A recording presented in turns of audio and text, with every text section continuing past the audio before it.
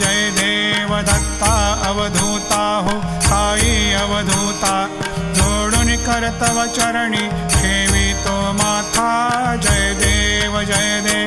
देवा साई नाथा त्वत्पदनत भावे परमाया मोहित जन मोचन झनि भावे